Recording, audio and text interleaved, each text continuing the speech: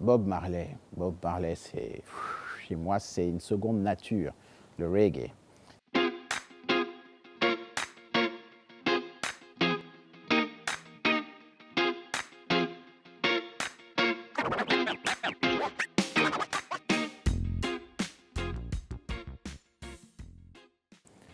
Je suis Axel Jason Denis Ayenwe, connu sous le patronyme du maire du Bonheur, maire du 4e arrondissement de la commune de Libreville et d'ailleurs secrétaire général adjoint en charge de l'UJPDG.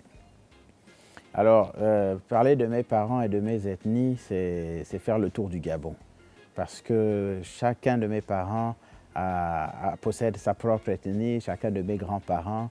Sachez tout simplement que je me retrouve dans le Haut-Ogooué, je me retrouve dans la Nyanga, je me retrouve dans l'estuaire, je me retrouve dans le Moyen-Ogooué et même dans le Wellington.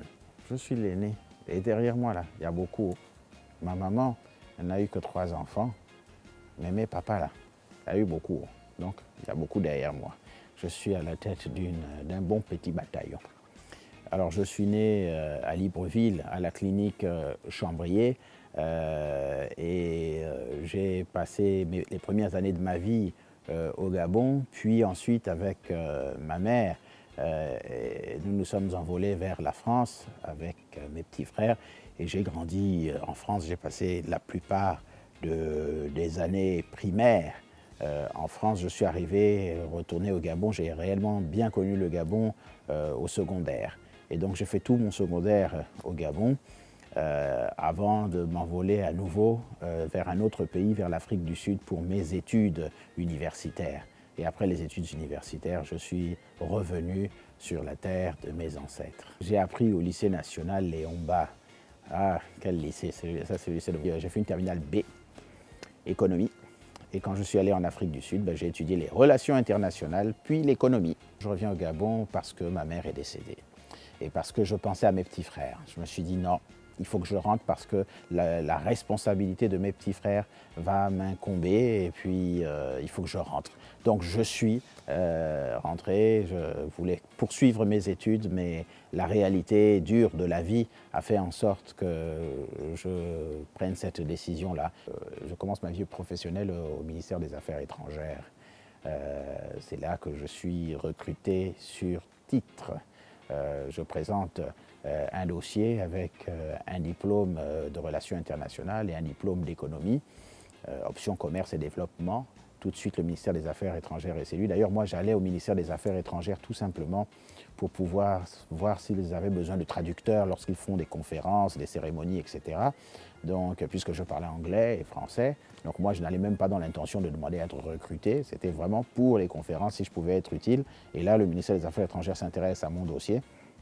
Et paf, je suis mise à l'épreuve. On me donne 3 mois pour faire le tour des services et puis on me donne un sujet sur lequel je dois travailler et produire à la fin de stage un petit rapport. Et donc c'est ce que j'ai fait et le rapport a obtenu une note tellement satisfaisante que j'ai été retenu pour recrutement. Et ensuite, pendant que j'exerçais en tant que stagiaire au ministère des Affaires étrangères, ayant commencé de la politique très jeune, ayant été impliqué en politique au niveau de l'Afrique du Sud, j'ai commencé aussi à m'impliquer en politique au 4e arrondissement de la commune de Libreville. Et lorsque le président Ali Bongo est venu au pouvoir, et lorsqu'il a été installé comme président du Parti démocratique gabonais, au cours d'un congrès, je suis devenu secrétaire national du Parti démocratique gabonais. J'avais 28 ans, j'étais le plus jeune membre de l'exécutif du Parti démocratique gabonais. Et en ce temps-là, j'étais encore même stagiaire au ministère des Affaires étrangères. Et secrétaire national, eh bien, quelques années après, au fur et à mesure de mon travail, j'ai été nommé chargé de mission du président de la République, puis conseiller du président de la République au département diplomatie. Non, pas du tout. Je rêvais alors pas du tout d'être maire. Quand j'étais petit, je faisais de la politique, mais autrement. La politique que l'on fait quand on est responsable, la politique qu'on fait quand c'est nous qui faisions la vaisselle à la place des autres enfants, quand c'est toi qu'on envoie, la politique qu'on fait à l'école quand on veut être délégué de classe, la politique qu'on fait à l'école quand on est impliqué dans les activités sociaux et puis qu'on est toujours en position de leader et qui se caractérise après quand vous êtes à la coopérative du lycée et qui se poursuit après quand vous êtes maintenant à la mutuelle de l'université et que vous basculez après maintenant dans un parti politique et vous êtes maintenant très ancré. Donc la politique, ce n'est pas quelque chose qui vient comme ça, de spontané. Le leadership, il vient depuis tout petit. Donc, il évolue avec vous, il marche avec vous. Mais jamais je n'avais eu l'idée d'être maire. Mais cette question de maire, c'est même assez charmant. C'est-à-dire que le thème qui m'a été donné lorsque j'arrive aux affaires étrangères, c'est la coopération décentralisée. C'est ce thème sur lequel je devais travailler. Donc, les rapports qu'il y a entre les collectivités locales, les mairies et les partenaires étrangers. Et donc, c'était une grosse coïncidence. Je ne pouvais même pas imaginer qu'un jour, j'allais terminer dans les collectivités locales, alors que c'est le thème qui m'accueille lors de mon entrée dans la vie professionnelle au ministère des Affaires étrangères. Maire, je le deviens sans le vouloir. J'étais conseiller municipal, j'étais sur une liste, j'ai été élu en tant que conseiller municipal. Et lorsque le maire du 4e arrondissement, en 2016, a été nommé au gouvernement, il y a eu une vacance, il fallait le remplacer. Et les autorités, la plus haute autorité du Parti démocratique gabonais, le président de la République, chef de l'État, m'a désigné, moi qui étais son collaborateur, conseiller diplomatique. Et j'ai été désigné donc comme candidat du Parti démocratique gabonais pour succéder à Mme Lucienne Ogwalanga à Auray. Et j'ai été élu, tout simplement.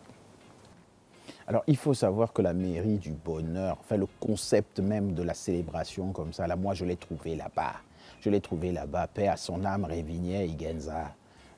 Était le créateur même, le créateur de la mairie du bonheur. Donc il a commencé à célébrer des mariages d'une manière que les gens ne comprenaient pas, c'était dans la joie, il y avait de la musique, les gens dansaient. Et ensuite, lorsque Lucienne Ogwalanga est devenue maire, elle a continué. Et donc moi, quand je suis arrivé, j'ai trouvé les adjoints de Lucienne Ogwalanga qui devenaient mes adjoints. Et donc pendant une semaine, je me suis assis et j'ai regardé comment ils faisaient. Effectivement, je trouvais ça passionnant, ça dansait, ça lançait des petites blagues, le DJ était là, il y avait plein de musique.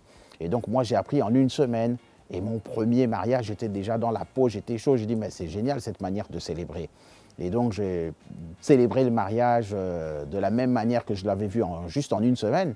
Et à la fin du premier mariage, je me rappelle, c'est un militaire, je ne me souviens plus de son nom, mais c'est un militaire. À la fin, c'est un militaire du Haut-Ogooué, je sais. Un très haut, non, je crois que c'est un policier, c'est même un haut gradé. Et donc à la fin de la célébration, quand je dis à tout le monde que c'est la première fois que je célèbre un mariage, tout le monde se regarde de l'air de dire mais non, mais c'est pas vrai, vous avez l'habitude de faire ça, ça ne peut pas être la première fois.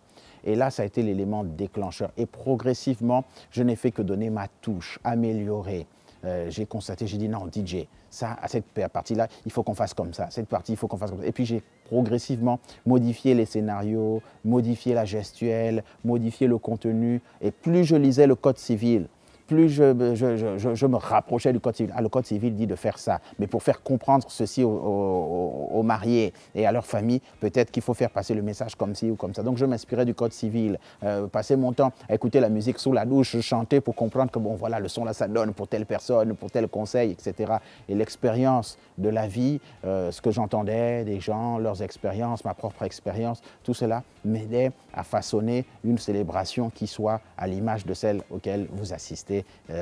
Tout le monde assiste aujourd'hui.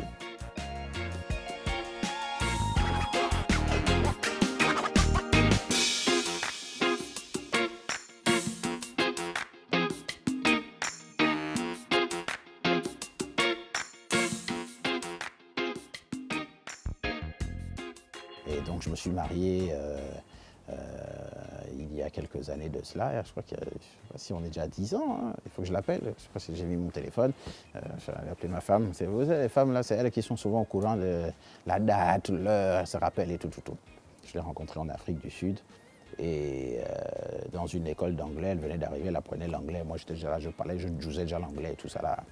Je suis père, je suis papa. Ça fait combien déjà? 5, hein? Ouais, je crois que c'est 5. Hein? Mon plus grand regret, c'est d'avoir pris l'avion la veille du décès de ma maman. Bien entendu, je ne le savais pas qu'elle allait mourir. Et donc, mais si je l'avais su, je n'aurais pas pris l'avion. Un autre regret, c'est...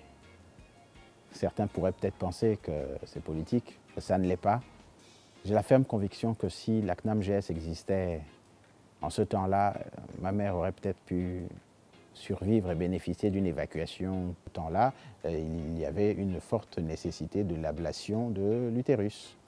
C'est des problèmes de femmes, des maladies de femmes. C'est pourquoi je m'implique souvent beaucoup dans les questions qui touchent la santé de la femme. Je suis particulièrement touché.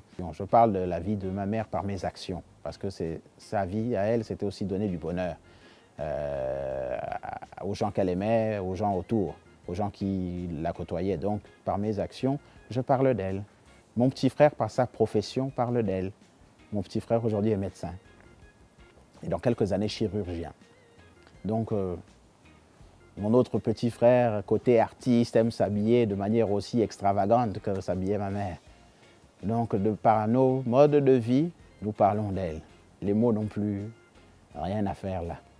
Ah, comme tout le monde, je supporte les Panthères.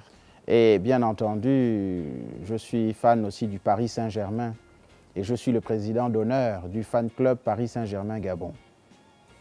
Je suis fan de football. Bien entendu, je suis amoureux de la musique. J'aime la musique comme c'est pas permis. D'ailleurs, ma grand-mère était chanteuse. On l'appelait Mafilo Bataswaga. Et elle chantait une chanson qu'on appelle Le temps est précieux.